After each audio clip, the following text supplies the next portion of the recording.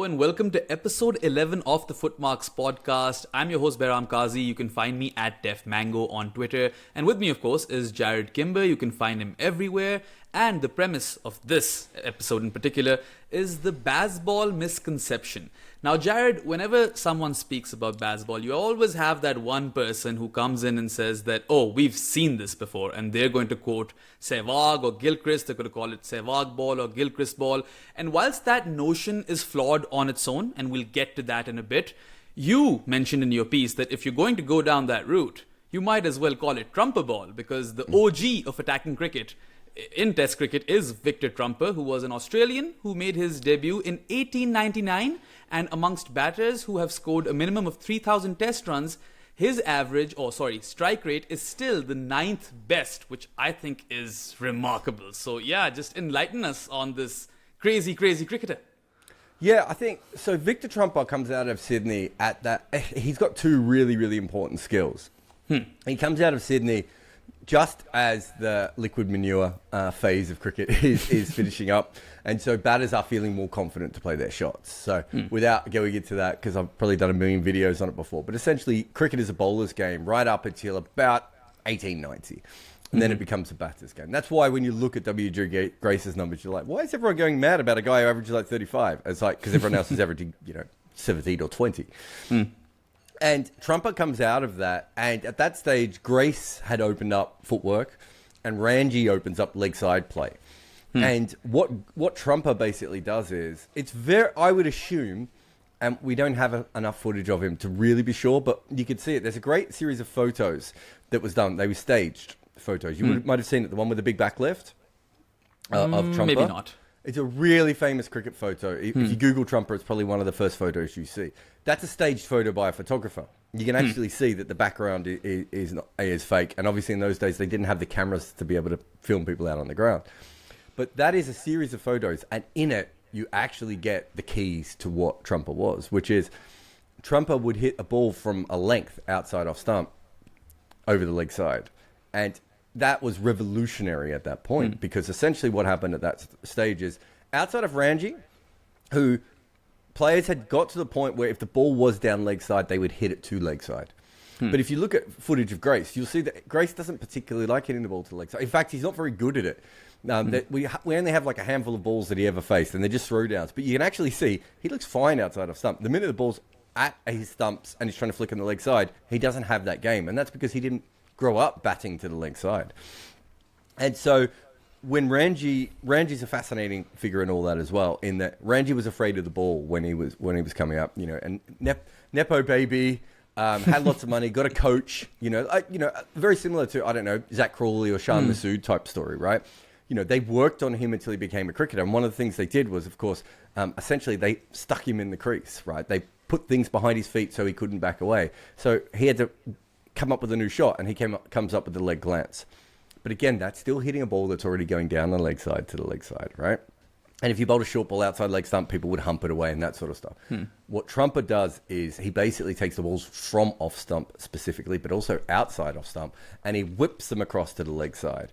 And one of the great photos, you can actually see the ball is the imaginary ball. I'm not sure there was a ball in the photo, but you can see that he's closing his wrist and he's hitting over the leg side. And that is now, Azza did it, Viv Richards did it, KP did it, Steve Smith did it, right? We've got lots of people who do it now. But it's still not that common for a really top player to do that. And what it did in the Trumper era, of course, is there's no fielders on the leg side. Because you only got fielders on the leg side for the bad ball, right? If your wicket keeper can't keep, or your bowler keeps bowling down leg side, or, those sorts of things. And he's just whipping this ball away. The footage I've seen is probably maybe a little bit more like KP than Viv Richards. But that kind of style. A bottom hand, whipping the ball away.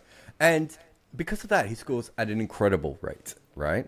On top of that, he's just a powerful guy. He's not very big, but he's got incredible timing. I remember one of my favorite stories is he owned a cricket shop in Sydney, and Aubrey Faulkner came over. And you remember, there's like three great cricketers in the world. It's, Victor Trumper, Aubrey Faulkner, and Sid Barnes. And Aubrey Faulkner is in awe of Victor Trumper. And he asked for a bat. And so Victor Trumper gives him a bat. And Aubrey Faulkner gets the bat and he goes out and plays. And he's like, oh, God, it's a bad bat. He's given me a bad bat. And he uses it a few times. So, I don't know. So he goes back to Victor Trumper. He goes, I'm really sorry, but the bat you gave me is not quite great. And Victor Trumper's like, oh, I'm so sorry. And he takes it and smashes the ball everywhere with it. That's the difference between a guy who can average over 40 in Test cricket and what Victor Trumper was.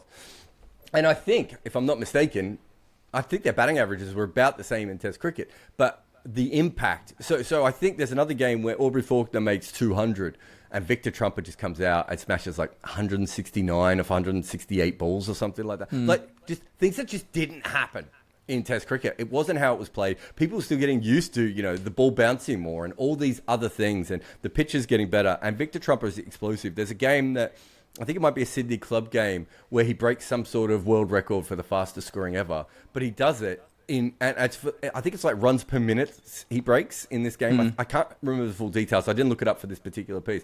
But I remember in it, every time you hit a six, you had to swap ends. A bit like backyard cricket, right? It was a really weird sort of rule that they had. And he was still scoring quicker than anyone else did. And there's another game where a guy in Sydney club cricket switches teams, and he said, when I used to bowl to Trumper in the nets, I used to destroy him. And so Trumper, who was a very mild, humble, hero, especially, coming off Grace, he was much more in the, Grace and Barnes were the big figures, and Faulkner and Faulkner and Trumper were much more humble in that sort of way.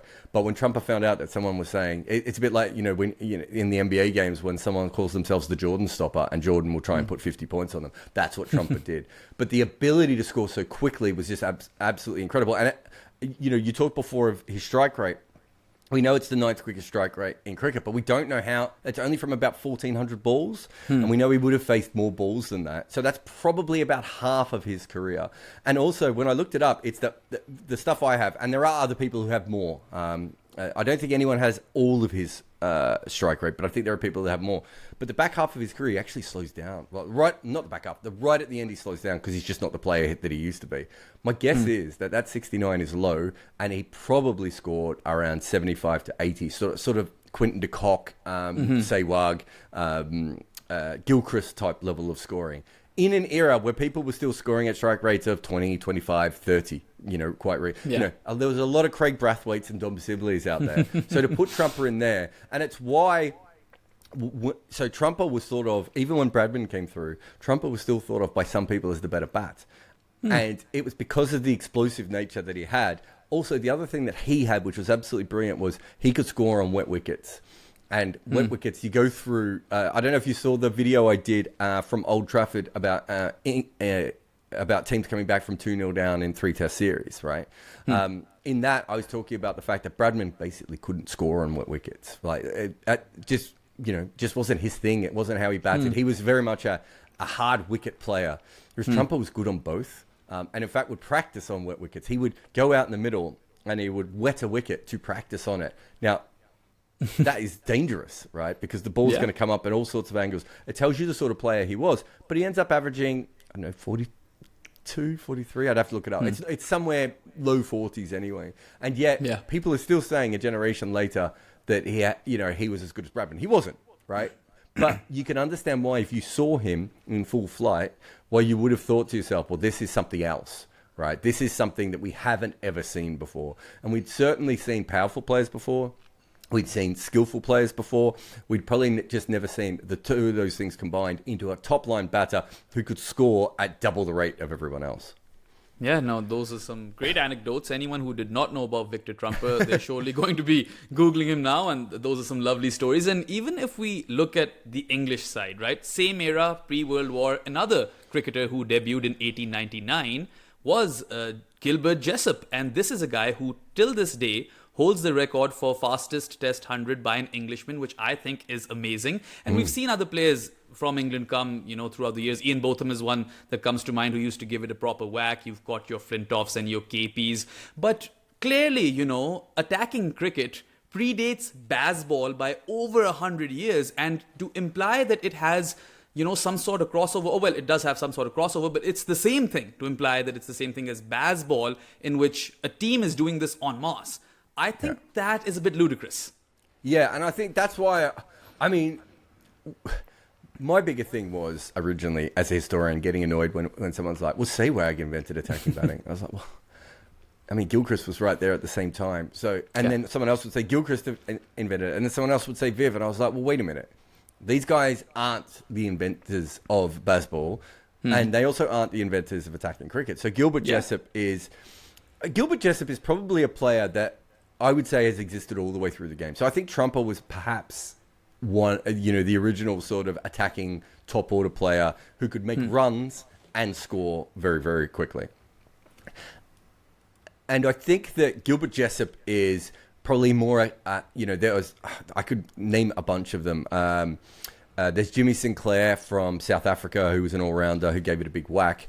George Bonner gave it a big whack. Then you've got Gilbert Jessup. Leary Constantine is another one. You probably heard Keith Miller. Garfield Sobers was probably more a proper batter, but when he wanted to, had that power. Kapil Dev, Richard Hadley, Ian Botham, all these. There's a lot of all-rounders and middle-order sort of players who had the ability to just come in and whack the ball and would do it all the way through history. And again, it's a bit reductionist to think that, attacking batting starts with Virender Sehwag. I mean, I think one of the more interesting ones from my perspective is Kapil Dev, because Kapil Dev's strike rate, I think, is second or third highest of all time, and you're talking about a guy played in the 80s, and you've got Viv Richards, Viv Richards is kind of the next level of trumper. Again, so much faster than everyone else of his generation, but also he was an even better bat than Trumper. He averaged more runs and had more of an impact than Trumper did. And Don Bradman had a really good strike rate as well. I think Don Bradman's strike rate was 66 or something. So in his era, he was, and that's because he could hit every ball for a single whenever he wanted to. He was that much better than everyone else. It wasn't that he was attacking in the way that we would see modern attackers. And I suppose, I picked Gilbert Jessup to point out that if you watch an England game now and Harry Brook is 80 or 70 balls, some people start to go, oh, he's getting close to Gilbert Jessup's record. But the truth is that Gilbert Jessup, even through Bazball, has held that record. He even held it through both of them, who I think had 3 of the top 7 quickest scoring hundreds of all time. Those players have existed. But I do think there is a fundamental difference between the, Leary Constantine from the West Indies coming in at number 7 and whacking the ball everywhere, and Viv Richards and Trumper doing it, right? So that Kapil Dev. This is a very weird anecdote, but I was an all-rounder. And I think as an all-rounder, it allowed me to always attack very hard when I batted, because I knew I was probably going to be a frontline bowler. Worst case scenario, I'm going to bowl 3 or 4 overs. Probably, on bad days, in the old days, I used to bowl 25 and 30 over spells, right? As a spinner. So I knew I was going to be in the game, even if I failed with the bat. And if I was going to bat, I was going to bat my way. Well, since I've injured my arm, I can barely bowl now. And when I do bowl, I'm in pain and it's horrible. And, as my shoulder comes back slowly, maybe I'll be able to bowl properly again. But my batting has completely changed. I played in a 20 over game recently and I left a ball. I didn't used to leave a ball in 80 over games, let alone in 20 over games. And so I think there has to be an understanding that, Kapil Dev or Constantine or Gilbert Jessup and those sorts of guys are a different, both of them, and, Lance Cairns, Chris Cairns probably as well. Those sort of guys have a freedom, right, that other batters do not have. Right? Yeah. The whole Gilchrist thing of Gilchrist, everyone said Gilchrist could have been a specialist bat. I think in Gilchrist's mind, he knew that was his optimal, because his technique wasn't quite as solid as other players with his kind of record, right? That's why his average actually starts to slip, because eventually people work out, wait a minute, when he's not hitting us for 6, we could just, come around the wicket and dry him up a little bit, or we can bowl with 2 gullies and he's going to keep slashing and we might eventually get him out that way. Top batters are a little bit different to that sort of thing. So there is a freedom there. So again, we have had very attacking players all the way through, but I do think there's a big difference between Trumper, Sehwag, and Viv Richards compared to some of the other players that were very attacking. But to say that we didn't have players who would come in and whack it, it's just not true. Yeah, no, absolutely not. And you mentioned quite a few names over there of players who had been employing that attacking cricket sort of mindset over the years. Viv Richards kind of stands out though, because in his era he was a cut above, and the rate at which he was playing, you could make an argument that he kind of changed cricket forever, because everyone who came after him, that was the sort of template that, okay, he's way ahead of his time. So would you say that the impact that Bazball is having at large maybe is somewhat similar to the micro influence that Viv Richards on his own had on batting as a whole? No, I think Viv Richards is probably more similar to Jeff Thompson or Shane Warne. Maybe Murali is another one, where they have an influence in that I think people start to go, wow, you can put pressure back on. But also there's a certain point where they're just like, but we don't have a Viv Richards, right? So you do start to see players like Kim Hughes come through. I'm trying to think of some of the other sort of slightly more dashing players come through. But I think they understand the influence that Viv Richards can have, but also that, Viv Richards is kind of one of one. Like even Gordon Greenidge, who was quite attacking, is not on that kind of level, right? So I don't think I went through it. Oh, no, I might have gone through it in the piece, and I know we'll come to Australia later, but you look at the strike rates of players who are thought to be attacking from other eras. So I think Michael Slade is a perfect example of that, of someone who's thought to be attacking, and you look at his strike rate now, no one would call him attacking, right? At that stage, he was still had an impact in the way that Michael Slater played. But looking back on it, you're just like, well, that's nothing. Whereas you look back on Viv Richards, and his strike rate was, double what other top order players were of his era. And I think from that perspective, it allowed people to understand what they could do. But the truth is, mate, that no one did it in Test cricket, and no one even did it in one-day cricket. He stands out with strike rate in both. And I think that he is certainly someone that when you look at his strike rate compared to other players of his era, it's impossible not to factor in that he had such a huge advantage over everyone else. I saw this spell, and he never made, this is a weird one about Viv Richards. He never made runs against Richard Hadley, right? Sorry, against New Zealand at all. I don't think it's a Richard Hadley thing. I haven't gone back to see how many times Hadley got him. But he just never made runs against New Zealand, which is weird because he whacked everyone, right? But he really struggled against New Zealand. But there's one game that was in New Zealand, and he goes in early, and there's Hadley's on one. He's taken a wicket, and Viv Richards goes out. And I think Viv Richards hits him for 4 fours in that over, right? And Hadley, the most immaculate line and length bowler we have ever seen, you can see him in shambles, right? He doesn't know what to do.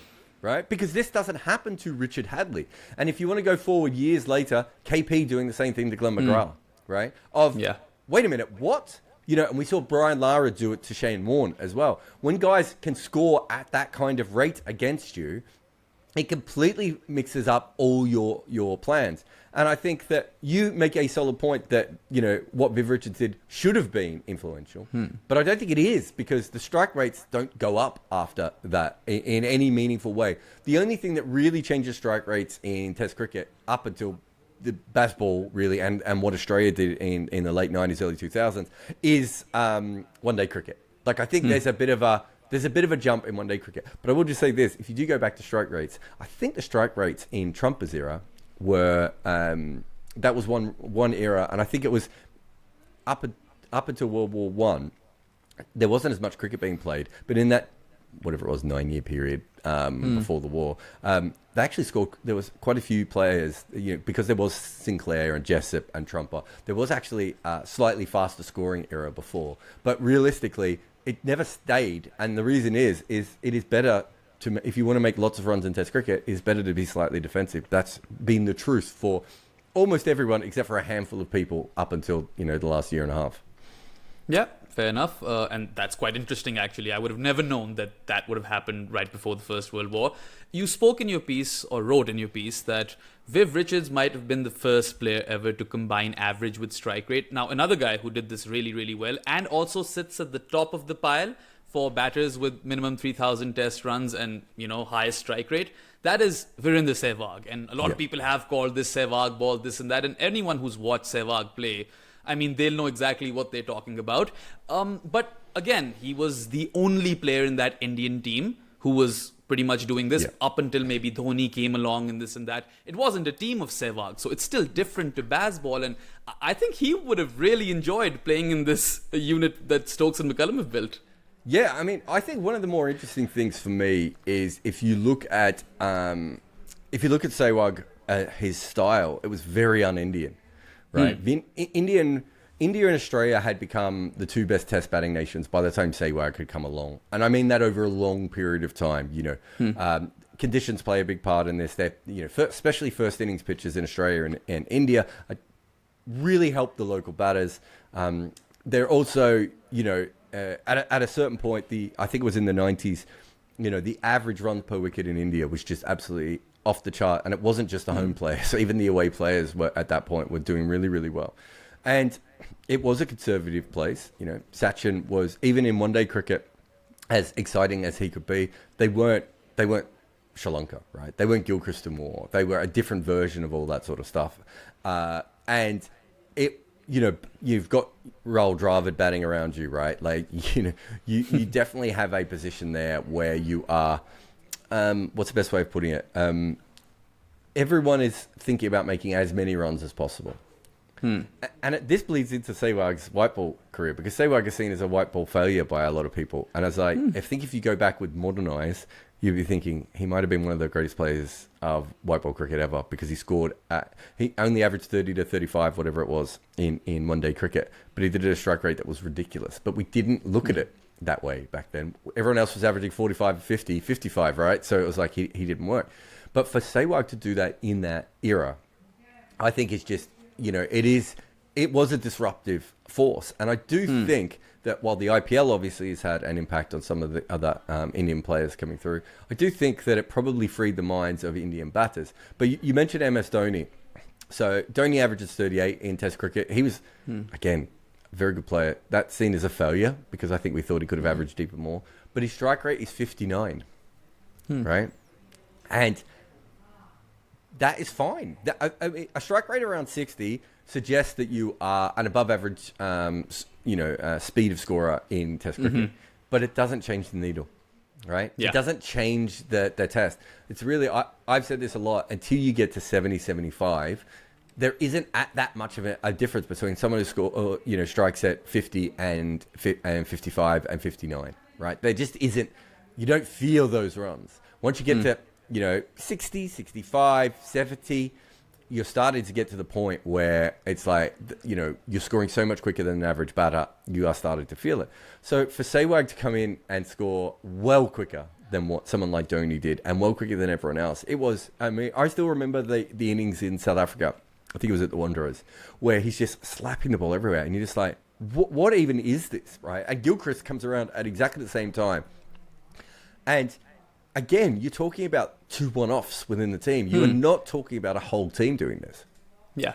And even if we move on to a more relevant comparison, of course, we've been talking about individual players thus far. But as you alluded to this earlier as well, I think it's the right time to bring it up. The Australian team of the early 2000s, they definitely played at a quicker rate than all other teams at that time. And, they were striking it at over half a run more than the next best team in that era, which I think is quite commendable. And a lot of that was inspired by Adam Gilchrist, because he was gung-ho and he would come out and completely take the game away from you, much like Sehwag, but down the order. And the interesting part is that Gilchrist was the only batter in that entire team that was striking it at over 65, which I think is quite incredible, because that changes everything, right? Like, take Gilchrist out of that, and maybe that Australian team as a whole would not be performing that same way. Whereas if you look at the Bazballers, Stokes and McCullum and their boys, they're striking it at just under 5 in this time period that they've, been a rejuvenated test unit. So I think that even though there is some sort of a comparison over there, would you say that it's still very, very different what Australia did in the early 2000s to what England are doing now?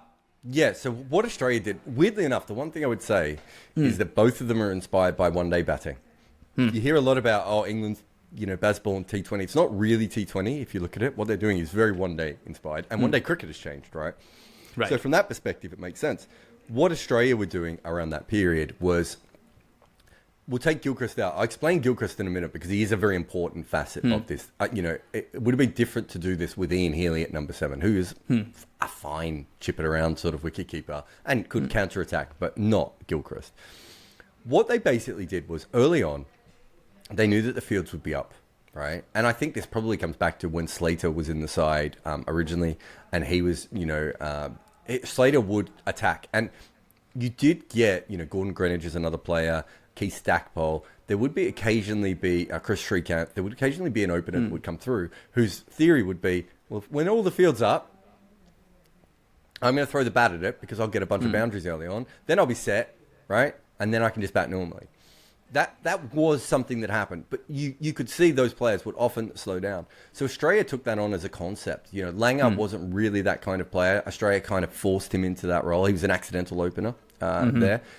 Hayden was more naturally like that. You know, big strong guy, obviously. A bit like someone like Zach Crawley. He could drive every ball that he wanted to drive just because he was so much taller than everyone else. He's been in Pakistan a lot. Have you ever stood next to Matt Hayden? I've never stood next to Matt Hayden, but yeah, he looks like a huge unit. Yeah, like he's put on a bit of weight recently, of course, but he's just big. He's just a big guy. And, if someone like KP, who's thought of as a tall batter, KP looks tiny next to Hayden, right? So you really start to understand that, Hayden, Clive Lloyd's another person I've worked with in commentary before. And you stand, and this is like, 75-year-old, 80-year-old Clive Lloyd. You're still like, this is a big man. Right, and so Hayden was one of those sorts of batters, which we don't see that many of, right? And so from that perspective, they had that start. Then they had Ponting coming in, right? Yeah. So Ponting takes over at number 3 around that time. Ponting is a naturally attacking number 3, very Australian style number 3. I'm going to put my stamp on this game in the way that Bradman and Ian Chappell did. That very much that Neil Harvey maybe as well. Maybe Harvey was a 4. But that sort of, you might be bowling well, but I'm going to come at you so that I can knock you off a little bit. You then have, the middle order players that they had, so it would have been Steve Waugh at times, Mark Waugh, Damian Martin, those sorts of players. Darren Lehman, I think, was in that era as well. Who scored Michael quite Clark quickly. came about in, 2004, 5? Yeah, so Michael Clark comes at the end. All of those guys, they all have natural instincts. The only one who probably didn't was, by that point in his career, was Steve Waugh, although Steve Waugh was a really attacking player when he was younger. But all those players, again, have one-day games as well, right? So they may not all be one-day stars, but they all have one-day games. And so the top order, what they basically do is they knock the field out, right? And then the rest of the team, what they do is they try and score just a little bit quicker than they normally would by taking singles, by running hard, by being fitter than everyone else, because that's what they'd done in 1987 to win the World Cup. And that's how their first revolution of one-day cricket is really through Australia, chipping the ball into gaps, taking on the sweepers, running 2s when other teams are running 1s, right? And dropping the ball at their feet and taking singles. So Australia sort of take all that one-day stuff and go, there's actually not that much risk in this, right? We should be able to score 3 singles and over without doing that much trouble. And by rotating the strike, what we'll do is put the bowler off a little bit more. When the bad ball comes, we'll hammer that away. When they put the sweepers out, we will just hit the sweepers. And eventually, that's how England stop it, right? England start to put... It's hilarious how far things have changed. But Michael Vaughan essentially invents sweepers, right? So up until that point, you didn't really put a sweeper out unless the team was absolutely caning you. You're like 1 for 250, and you're like, okay, we're going to have to put out a deep point. We'll have to put out, another guy on the leg side. We might have to put out a third in those days, those sorts of fielding positions. Whereas Michael Vaughan in 2005 goes, well, the minute they start to hit boundaries, let's just put the sweepers out because they want to keep being attacking at this point for a little while, and we'll put pressure back on them. They're going to have to make the decision. They're going to have to try and hit the ball harder or hit it to a different area they don't want to hit it to. So it's a very, very clever strategy, and it comes about, Behram, from essentially Australia were drawing test matches. And they were like, we are the best team in the world. Why are we drawing test matches? And it's really interesting going back to the West Indies. West Indies in the 70s and 80s and early 90s, absolutely the best team in the world. Have a look how many draws they played in, right? And part of that is their over rate because they were taking 17 hours to bowl an over at times. But a lot of it is that they couldn't work out how to crack this. And the Australians were very clever. They just went, okay, we're the best team. We're going to win the majority of games. But what we don't want to do is have a bunch of draws where we're the better team and we don't get a result out of it. That's frustrating for us. So if we score a little bit quicker, that will actually help us. And that's where it comes from. And there is a bump. And other teams tried it, but didn't really have the players around to be able to do that. Now, think about this. I remember asking Darren Goff once, who's the toughest batter to bowl against, right? And remember, Sachin, Ponting, Lara, Steve Waugh, Inzi, Dravid, you can go on and on. The players that he bowled against, some of the greatest, he would have bowled against Yunus Khan, right? All these guys. And he said it was Gilchrist. And I was like, right? Why? I said, because he couldn't have been the best batter. He said, no, but by the time you got to Gilchrist, you were in your second or third spell. The ball was probably, the ball was probably old, or it was a second new ball, but you probably, it wasn't brand new, so you weren't bowling to him ever with a brand new ball. The conditions had changed. It was probably sunny in the middle afternoon. You didn't get to bowl it to him in the morning or anything. And he would take my best ball and whack it. And I didn't, because Goffey, for those who don't know, not particularly tall, more Waka Yunus style of bowler, skiddier, fast. He didn't have a second ball to be able to bowl to Gilchrist. And so when Gilchrist came out, they were probably already scoring at around 3.5 to 4 runs at over, right? So if every other team in the world is scoring at 1.5 to 3 runs and over, right? And they're scoring at, 3 to 3.5 to maybe even 4 and over. And then Gilchrist comes out, and then they have 200 runs on the board, 250 runs on the board, 300 runs on the board, 400 runs on the board. Gilchrist just is a completely different force at that point. And so they got the absolute most out of Gilchrist. I think he could have batted up the order. I think he could have batted at 6 and given Australia an all-rounder if they'd felt more comfortable about Ian Harvey or Shane Lee or, one of those sorts of all-rounders that were coming through. They could have picked those sorts of guys. But they were just like, no, in McGrath, Gillespie and Warne, we basically have 3 of the 5 best bowlers in the world at any one stage. And what we're going to be doing at the other end is we'll pick whoever works for that particular surface. And when Gilchrist comes in, it's going to be when everyone is exhausted and he's going to tear them apart. So that's a very different from Bazball, right? It's not so much attacking from taking huge risks. What they did was when the field was up, they would slash through point. They would flick the ball off their pads. They would make sure that, that they would take it away. They didn't want you to bowl to them with 4 slips and a gully and a short leg. They wanted you to bowl to them with maybe 1 or 2 slips and a ring field, right? And they thought once they had that, they could then, every now and again, they'd still be able to pick up their singles and twos, and then a really bad ball, they'd be able to pierce the ring field. And they were right. Yeah. And they made, and they did start to win matches after. I mean, they broke the world record for the most wins in a row. Almost said it twice, I think, didn't they? So they did everything they wanted to do. But the way I've just explained that to you, I think is vastly different to what we're seeing with Bazball. Yeah, no, absolutely. With Bazball, you're seeing funky fields and reverse ramps, right? And Joe Root playing those reverse ramps, which makes it all the more extravagant.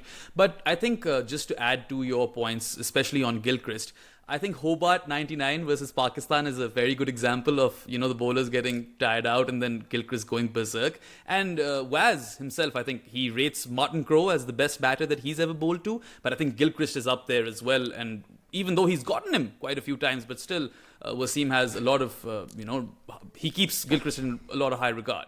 Yeah, so just on those, no, I just want to add to what you're saying. So those two first innings is really, really interesting what happens. He comes out and he makes, I want to say 79 or 80 in that first game. Shoaib gets him with an incredibly fast Yorker. I think that was at the Gabba. They go down to Hobart and Pakistan is in that game and in front of that game for huge periods of time. They end up sending Australia, was it 290 odd? Do you remember the total? Something like that. Yeah. I've only seen highlights. I was 5. Okay. And Australia lose 5 wickets early on. But Gilchrist, this is what comes back to that fast scoring mentality because it's a really important point. And remember I said sweepers didn't really exist in those days, right? One of my favorite innings is the Garfield Sobers one where he makes 260 or 250 odd at the MCG. And it just takes so long for them to put everyone out on the boundary. Whereas as a modern cricket fan, you're just like, oh my God, he's clearly going to hit everything to backward point. Right? He's going to pull everything and he's going to flick some balls to wide mid on. Just put out 3 guys and he will have to play differently. It takes it forever. Anyway, so the Gilchrist, what Wassim Akram does is Gilchrist scores at such a high rate in that first test that even though Pakistan is well on top in that second test and should win that game easily, in fact, maybe they were chasing 350. Yeah, I think they needed about I think it was something. I think they needed over 300 maybe. Yeah, they needed around 200 runs, I think, when at 5 wickets down. So traditionally, you would lose that game. Yeah, I'm checking now. completely shits the bed on that, right? Because he just puts everyone out. And what he does is, without thinking, he basically gives Gilchrist a one-day field. And Gilchrist was a one-day player. It would have been much better off to actually give Gilchrist a test match field and put pressure on him a completely different way. But why does he do that? Because they hadn't come up against the Gilchrist before, right? There's no one really between Viv Richards, Gilchrist, and Sehwag that scores that way. That doesn't mean there weren't attacking players, but there weren't players who would come out from ball one and be willing to hit you for 4 and 6. Right, that just wasn't a thing that we had in cricket beforehand. Right, it's why Ben Stokes has set the record for the most sixes. It's why Chris Gayle has the record for the sixes off the first ball. It's why Sehwag and Gilchrist have these incredible strike rates, and why Bazball is happening now. These things don't happen that often, and that is a perfect example there of Gilchrist completely messing with the minds of the Pakistani players because he was so explosive and so powerful. And they didn't think about him as a normal test batter, right? And they were bowling beautifully. They were on top in that game. Pakistan should have won that game. Justin Lang and Nick behind him was given not out. So that obviously plays a big part in it. But Gilchrist makes like 150, right? Yeah, 147. And I just checked. They scored 300, they were chasing 369. They got there, and while Gilchrist came out to bat when Australia were 5 down for 120 odd, they still needed more than 240 runs. So I mean, that is amazing. 240 was it? I mean, it's ridiculous. 240 from that point on, It was a ridiculous chase, and I remember being so confident from the moment was put the field out. The minute he put the field out, I remember texting my friends. It was the birth of mobile phones was around that era. We all had mobile phones. Yeah. And I remember texting my friends going, because they were like, game over. I went, I don't think so. I think Pakistan might have fucked up here. And, I mean, the optimism of that compared to what I then saw was, that was a little bit of fanboying or whatever. But you could see that he had changed the way that they were thinking about things. And so that is still, everything we've just said is still very, very different to what Bazball is. I mean, just the proof that you put down in your piece that 26 times in history has a team scored 300 plus runs in a test innings at a run rate of over 5. And out of those 26 times, 7 have been by England's Baz bowlers, which is phenomenal. And this Australian team that we're talking about, they only have one of those scores versus Zimbabwe. And I mean, there's so much more to this, right? I've obviously, taken note of the Bazball shuffle ever since you pointed out in your piece. And a few people have said that, but this is not new. People have been batting outside their crease for millennia or whatever. And this is something that Javed used to do or XYZ used to do. But hey, this is being done en masse, not just by the English boys. You've seen these tactics by the Australians as well. Khwaja was had employed the Bazball shuffle at one point. Mitch Marsh was doing it. And the keepers are coming up to the stumps early on in the innings versus guys who are bowling 85 to 88 miles per hour. This is revolutionary.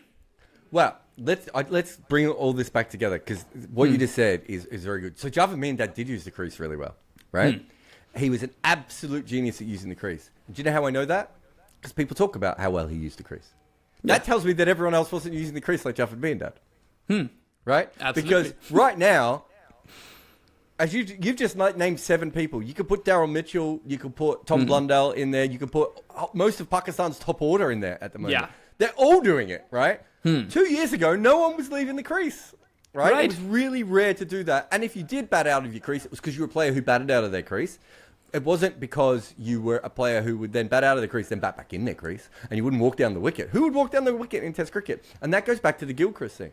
I remember, Behram, watching Woz put those fielders out, right? I couldn't believe it. Because who puts fielders out on the boundary when a guy first comes to the wicket? That didn't happen. Yeah. That wasn't something that happened in Test match cricket in 1999. If they started to hit some boundaries, maybe you might get that. If they were slogging, certainly that would happen. But not just when they first came out. There's a big difference between... And this goes back to the whole Bazball phenomenon. Because this goes back to Sehwag. Sehwag playing attacking shots is not Bazball. That's Sehwag just being Sehwag, right? That's Viru. Well, I shouldn't say it. I should do it in how Viru would say it. Viru hit ball, right? That's how he played, right? That is a big difference between an entire side. One of my favorite things is Alex Lees. Alex Lees could barely hit the ball off the square when he came to Test cricket, right? And Baz had him going for it, right? Yeah. Everyone was going for it, right? That's a huge change from just having naturally aggressive players, or even doing what Australia did, which was a very controlled attacking style of, we will do this, then we will get on top, then we'll get on a roll, and then we'll throw Gilly in the end and he'll destroy worlds, right? That's a very different system. And what we are seeing now is, whether it be the Bazball shuffle, whether it be just Bazball batting in general, whether we see the way that England rotate through their plans. You know, when I covered England in 2010, 2011, Swan, Anderson, Broad, Tremlett, Brisbane, they would just bowl dry, right? They would bowl dry for hours, Behram, if they had to, right? They would control the game for as long as possible, over and over and over again, and then eventually they'd attack when they took a wicket or two, and then they would try and get back into the game. Ben Stokes doesn't keep plans for more than about 5 overs now. Yeah. Right? This is all the way through their game, and they've now got more plans. I think I put a checklist. It might not have been in that article. Might have been in the one the day before. That checklist, and they've got micro versions of that. I could, do a more specific thing. They are just going, okay, plan A, B, C, D, E, F, G, H, I, J, okay, and when they get to the bottom, they just press repeat and they go back to the start again. Right? This is not how cricket is traditionally played. Like, West Indies would. I mean, if you go back to that great Australian team we're talking about, Steve Waugh just kept 5 slips in. That was his big attacking move, was not taking slips out, right? Yeah. The West Indies, right? West Indies had 2 modes, back of a length and bounces, right? They didn't really try that much else, right? They didn't ever try and get you to drive because they didn't want you to drive, right? They wanted to have their catches in the position they wanted. They wanted to protect their leg side boundary when they needed to and all that sort of stuff. Everything that England is doing is built on things that other teams have done. Right? Yeah. So the Bazball shuffle does come from Jarrod Kimber, right? Playing across the line and taking a risk, a calculated risk based on where the fielder is, comes from Victor Trumper, right? All these things are built up. And to give you the perfect analogy, it's like when music fans, like in the 90s, were suddenly like, well, Nirvana have come through. And Nirvana, we've never had a band like Nirvana before. It's like, well, let's just slow down. Nirvana comes out of this sort of grunge era, right? There are other bands like Nirvana around at the moment. They're just not as good as Nirvana. But Nirvana doesn't exist without the Pixies. And you listen to the Pixies, and the Pixies say they don't exist without the Beatles. And the Beatles say they don't exist without rhythm and blues music, right? All these things have to come before you. But that doesn't mean that when you listen to Nirvana and you listen to the Beatles, that Nirvana isn't just an altogether different experience. And, it doesn't mean that one's better than the other, because the Australian team that we were just talking about is still better than this English team. And I can't see any way that this English team is going to end up being as good as the Australian team or the West Indian team, right? They've just drawn a series at home against a good team, don't get me wrong, but they've just drawn a series at home, right? Have a look at Australia and the West Indies in their eras, right? There weren't anything like that. So that's not to say... They were invincible. Exactly. Both of those teams just absolutely invincible, right? And so, you have that situation where people don't always look back. And it's important to look back and go, actually, what they are building on and what they are coming up with, there are building blocks all the way through that has led us to this theory. But also... it is really important to remember that this has never been done before, right? This is actually new, right? Yes, Trumper played his part, and Viv maybe played his part, and, clearly Sehwag and Gilchrist and McCullum himself all played a part. But even so, McCullum didn't do this with his own teams. And the reason is that this is a specific team where he was given the freedom because of how shit England were before, right? They were just so terrible. He was given the freedom to essentially go, what are we good at? We're good at whacking the ball. Let's whack the ball. Let's have 7 McCullums, right? And it's not quite 7 McCullums. I'll explain why in a moment. But essentially, let's have, 5 or 6 disruptors in every batting lineup, which means that the bowlers can't settle. And Ollie Pope does it by running down the wicket. And Zach Crawley does it by driving on the up. And Ben Duckett does it by not leaving. They're not all the same. They're, all slightly different ways of doing it. But what you actually need within that is then one superstar batter who can carry you through.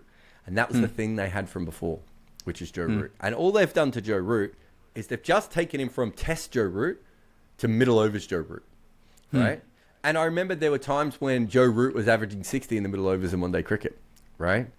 Well, that's kind of what we're seeing now, right? His ability to score at a runner ball without taking risks that a normal human would have to take is... Can you think of anyone who's ever done it as well as Joe Root in the history of the game? At a runner ball without taking risks. I don't know if there's ever been anyone else. Like, Virat's great, but Virat's usually slightly slower than a runner ball. Steve Smith, again, slightly slower. Yusuf was good. Hey? Mohammad Yusuf was a good rotator strike. What do you think his strike rate would have been, though? In the middle overs? Fairly, I reckon it would maybe have been... more than 60, yeah. Yeah, I reckon it would have been slow. Right, I reckon it would have been not slow, but I reckon it would have been at best around 65, 70, 75. Whereas that's what I'm saying. It's the runner ball bit that I don't think we've ever seen anyone. And remember, England had kind of had three of them really, because they had Owen Morgan. They also had Darwin Milan, who's not even as talented as the other two, but even he managed to do it. And you throw Joe Root into that, and then you've got Crawley and Duckett, which. Left hand, right hand, height disparity, the way they score could not be more different batters. It's phenomenally different, right? Like, I mean, the Langer Hayden one was a brilliant one for a similar sort of thing. But Langer and Hayden were at least both left handers, so you could eventually get into a rhythm against them. You've got Ollie Pope probably being the quickest player to run down the wicket. That maybe one of the most nimble with his feet against seam bowling that we've ever seen from that point of view. Then you've got Ben Stokes, who brings his own problem. Harry Brook, who hits the ball in areas that, Test players don't usually hit the ball in. Johnny Bairstow, who once he gets on a roll. Then you've got, Wokes and Moeen and maybe Sam Curran when he comes back in. And all these. There's just so many little problems there. There still isn't great batters in that lineup, right? Yeah. I've watched Zach Crawley in the last month be incredible. I haven't thought to myself, Zach Crawley is better than he was 2 years ago. There's still huge flaws within that. But what are they doing? They're maximizing what Zach Crawley can do. And that's what it is really about. And it's such a fascinating thing. And I just want to talk about the Bazball Shuffle very quickly, because someone sent me an email. I think it was a former cricketer. Sent me an email recently saying that the England players are getting away with running down the pitch. Because Rishabh Pant obviously was told he couldn't do it in a game. And I don't think this person knew, but Keaton Jennings also got told off for taking his guard down. Modern players they're thinking about this so much now. They actually know where they can go. And partly that is down to what happened to Rishabh Pant and what happened to Keaton Jennings. So they've had these conversations. That's how methodical they're being. They're taking guard in a position that won't get them into the danger zone. And when they are running down the pitch, if you have a look at someone like Ollie Pope, he quite often, when he runs a long way down the pitch, he tries to get sort of outside the line of the ball. That's partly for LBWs. And Ben Stokes does that as well. But it's also because they know if they run down the middle of the pitch, they'll get done for running on the wicket. So that's how clever this all is at the moment. And, to bring this all back, we had a bunch of years where the average against pace bowling was 25, 26, 27, 28. It's 34 at the moment. Right? Yeah. This isn't just England now. Everyone's worked out how to combat the wobble ball after years. But England are doing it in a way that is something else. And we're already starting to see Zimbabwe in one-day cricket. We're already starting to see Pakistan. And Bangladesh might be the biggest one, right? Bangladesh have two really fast innings. I had a look at this. There's a website. I can't remember the name of it. And there's a website, and all it does is track. Well, one of the main things it tracks is the fastest hundreds ever by a player by country. I found it the other day when I was looking for all those stats. And it's really fascinating because, it has a page of everyone who's made 100 in Test cricket are better than a runner ball, right? And for each country, and you can click on it. Well, Bangladesh, there was hardly any, right? And you're looking at it now going, they might have 3 or 4 more of those guys in the next little while. And they won't be able to do it against the better teams all the time. But they're going to probably try it against Zimbabwe. May not work because of the quality of that bowling. They've already done it against Afghanistan. They've already done it against Ireland. They might do it against Sri Lanka if they feel the matchups work for them. I thought the biggest problem with all this is that England have Joe Root and that their white ball hitters were so much better than everyone else's, it was harder to replicate. Right. having seen the shuffle and having seen Pakistan, I think is the other more interesting one, of playing to their strengths, I now get why a lot of teams could probably not replicate it, but have their own versions of it. Right. If you go back, I'm not sure that was possible when Australia did it. I'm not sure at that stage, on the kinds of wickets that we were playing on, that you could hurry up Curtly Ambrose, right? That you could take on Wazam Akram, right? Now, it would be fascinating to see what we did do, and maybe Gilchrist proved that you could do it, and we were all turning a blind eye to it, and we thought he was a one-off. But the point is that these things have changed quite a bit, and the game itself has changed and has allowed England to do that. But that doesn't mean that you can't give England their flowers, because, oh my God, if you look at the run rate, of them compared to world cricket at the moment, we've never seen a rise like this. No, you definitely need to give them their flowers. And I think a lot of people struggle with that, right? People would have a problem with people coining it as, or you coining it as, the Bazball shuffle, because now it has the word Bazball in it and people are probably sick of it. And I mean, there's the whole narrative going on. So maybe there's some just, they don't want to give England that credit, but the truth is that they have revolutionized or are revolutionizing Test cricket. No, that's a really good point. So when I wrote my book on Test cricket, from, I can't remember, it must be from when they had an era in the early 50s where they had a lot of cutter bowlers, right? And then from about 1960 until 2010, England are just not a factor in Test cricket, right? If you look at the narrative, they don't invent anything, right? West Indies, Pakistan, Sri Lanka, New Zealand, Australia, all these different teams have great eras and flare-ups and invent things and move the game forward and, have your Sehwags and your Gilchrists and your Kapil Devs and all these different fascinating sorts of things. England basically has Boycott, which was a fantastic player, Botham, right? And then they have a lot of good players that don't really change the needle in Test cricket. Alex Stewart could have, but failed as a wicketkeeper batter. He could have had the same impact that Gilchrist did, but he just every time he had the gloves on, he couldn't make a run, right? Sadly, so it didn't work, because England did try to change wicketkeeping batting twice before anyone else ever did, right? So if you look at my book on the history of Test cricket, the unauthorized biography, probably not available anywhere, but if it is, go find it. If you look at my book, you'll realize that England just fade out. Right? They just fade out of cricket. And so when they come back in 2010-11 and they have what is a very good era, but a very short, very good era, and they go over the top because England cricket hasn't been important for so long, they get really excited. I think that's a natural, what?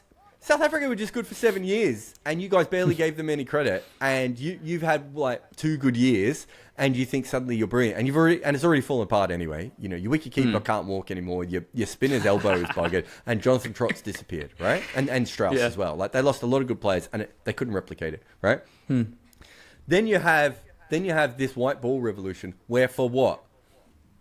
2016, 2017, 2018, all those years, all everyone ever talks about is England white ball cricket. And what do they win? Fuck all. Right? They fail at every single hurdle. Yeah. Now, people like me and Freddie Wild, and we're like, guys, you have to trust this. What they're doing is so much better than everyone else. But if you're a normal cricket fan, you're like, stop talking about this team that can't play at big tournaments. Every time we see them at a big tournament, they don't do particularly good. We're not particularly interested, right? And so I think there is this thing of, this is short, right? We're talking about the Australian period that I map if we just go straight rates is 6 years. But realistically, the Australian period of dominance is 12 years, right? And the West Indies period is 19 years, 17 years, right? This isn't going to last that long, right? One way or another, something's going to happen. Either everyone does it and someone else does it better, or all these players age out. It's a bloody old team, right? And we're not sure about all the young players. And we've already had one disappear. A couple more could go and everything else. And I understand that. Plus, the way the English media works, the way that the cricket media works between Australia, India, and England, I think every fan in the world automatically hears, oh, there's a good young player from England. Me and Barrett have talked about this. Oh, Harry Brook's really good. Okay, we're going to move him to here. Right? Shubman Gill, we're going to move him to here. It's not that we don't think these guys are good. It's just that we're going to wait for them to be really good, right? Whereas actually, there are really good players from around the world that are really good that no one will talk about, right? And so that's how we do things. And I think there's a lot of fans who feel that way. All of that is, and this before we get to colonization and all the other nonsense and spirit of cricket, right? Right. Moral lashes. Moral lashes, all that sort of stuff. I understand all of that. As someone who is, is an Australian who's thrust in, who writes about the global game and is, not as much these days, but in the old days, terminally online sort of person, right? But right at the moment, you can't look at what they're doing and not put it into the proper context. And pretending that like one-off guy did it or that Australia did this before or anything else, it's fundamentally not true. And there's so much more to it, right? It's not just the attacking cricket and, high-risk cricket, which, by the way, is starting to come to them as second nature now. When Joe Root reverse ramps, it seems like a safe shot. And I actually asked Ben Duckett when he was reverse sweeping a lot in Pakistan that, when you play the reverse sweep, do you think of it as a high-risk shot? And he said it's like forward defense for me. So what they're doing is infectious. We're seeing the impact it's having, not just with the attacking cricket, but with the shuffle, of course. And you mentioned Pakistan. They played with a bucket load of intent versus Sri Lanka, very differently to how they used to play, maybe a couple of years back. India went absolutely ballistic in one innings versus the West Indies. Yeah, their fastest ever score over 250 in Test cricket history, I think. Something like that. No, I think they had declared at 180 or something like that. Maybe it was their fastest score over 35 overs or something. Whatever it was. Yeah. It was the fastest score that they'd ever had before, yeah. Yeah, and you quoted Bangladesh as well, so you add the funky feels to this and all those different ideas that Ben Stokes has, and it's always changing with England.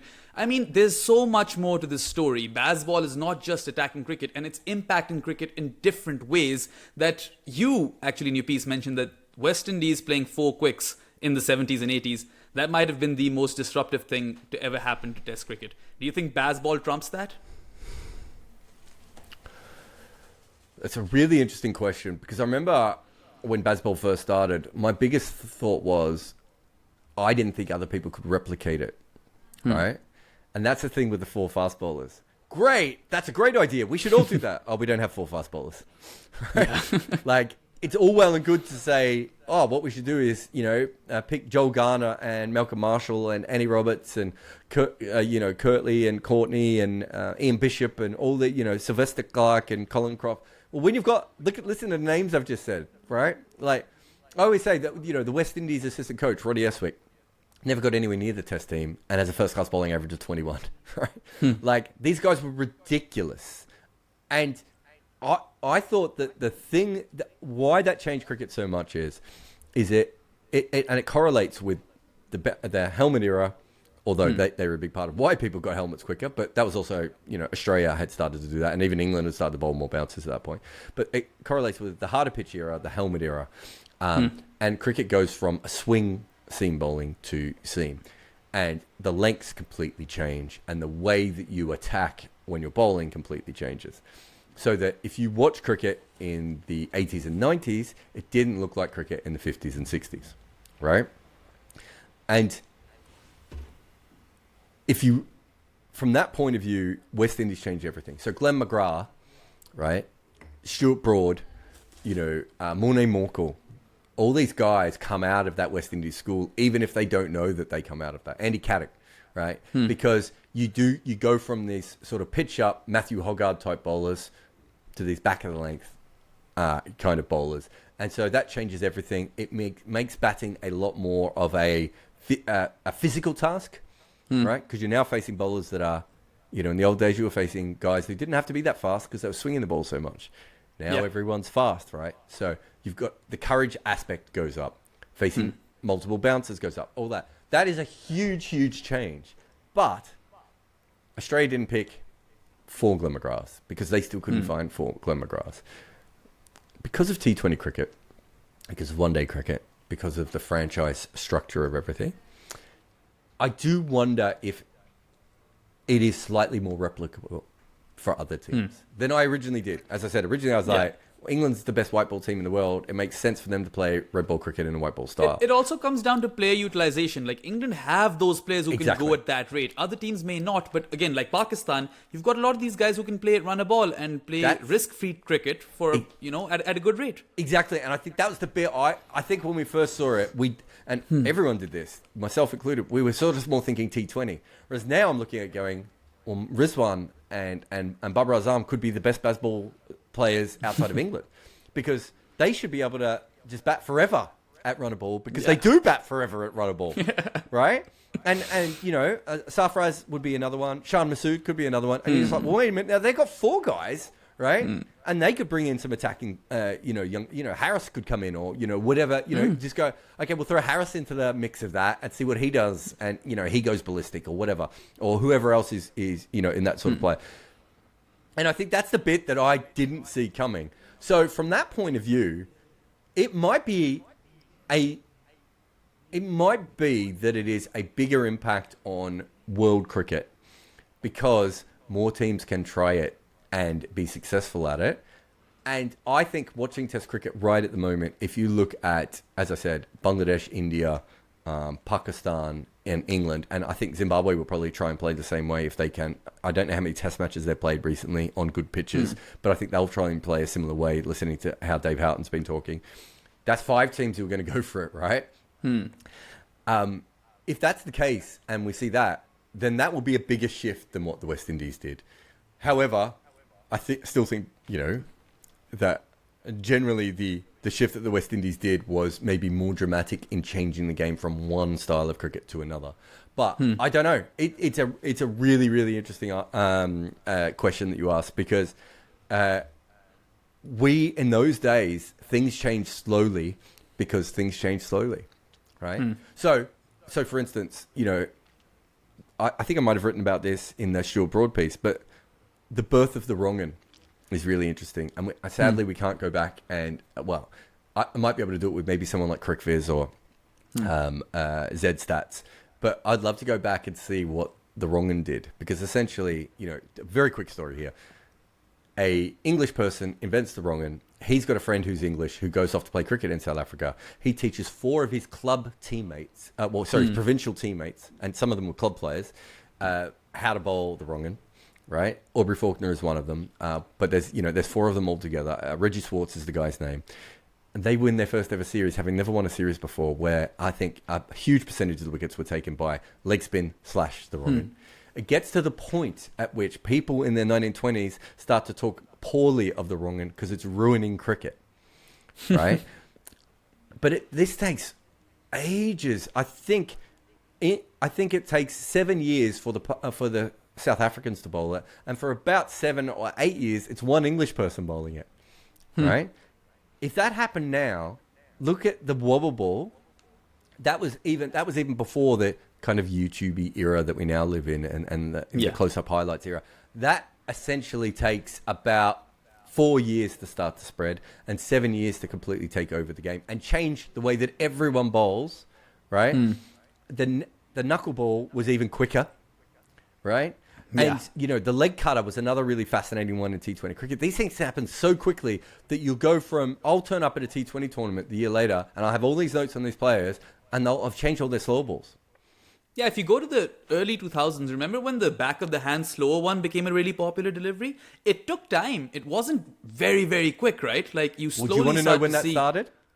When did that start? Was it Steve Waugh? No, it wasn't Steve Waugh. It was Simon O'Donnell. So Simon O'Donnell comes into the Australian team around 1984, 85.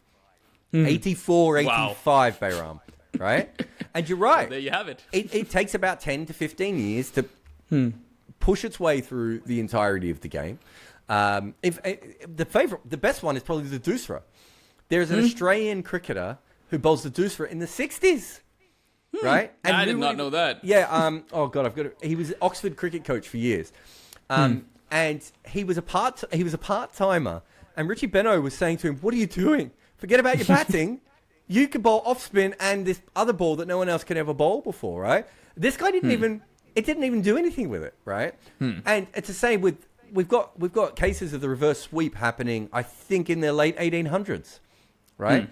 Things took a long time to blend through the game, right? And now it's like I'm writing notes of how England are batting differently in the crease, and by the time I've looked it up, Pakistan are doing it. Yeah. Right? It's that quick now, and it's only and that's what is happening over and over again. And so from that perspective, even if the England changes aren't as dramatic as what the West Indians did with how they changed cricket, it could be far quicker and more widespread just because that's how the game works now. Yeah. I mean, there is, of course, that narrative that England themselves have pushed, so much so that people have gotten sick of it, that England are saving Test cricket. Well, they might not be saving Test cricket. I think it's okay to make fun of them for that, though, right? Yeah, for sure. I mean, they might not be. If you're losing a fucking Test match and going on about how you played the better cricket, no one gives a shit, mate. Right? Yeah, absolutely not. Because your job is to win the game, and as I've just said, in a couple of years, everyone will change. And this is the other thing I would say. Between 2019 and 2022, we had some of the greatest Test matches ever played. There was some great cricket. You know, Border Gavaskar Trophy was played in that period, right? There was some fantastic... We had the Kusal innings. We had the Stokes innings. Stokes in 2019 wasn't saving Test cricket, but Harry Brook flapping around at short balls is. Let's just pump the brakes on that a little bit, right? And I think it's okay to make fun of them. But sorry, I completely stood on you there. No. I mean, I was just going to end things by saying that the moral of the story over here is that they might not be saving Test cricket, but they are introducing a new genre to it. They have made it more entertaining, and they are having an impact. So the revolution is very much on because it's impacting different teams in different ways, and you can't just ignore Bazball and shit on it because you don't like England. That's not fair. And I guess that's a good place to end this, I suppose, Jarrod, because we've gone way over time. But, I mean, it's just one of those topics, I suppose. Thank you to everyone who tuned in. We'll be back next week with FootMarks episode 12. We hope that you liked this one. Thank you for your time as well, Jarrod. That'll be all for now. Goodbye.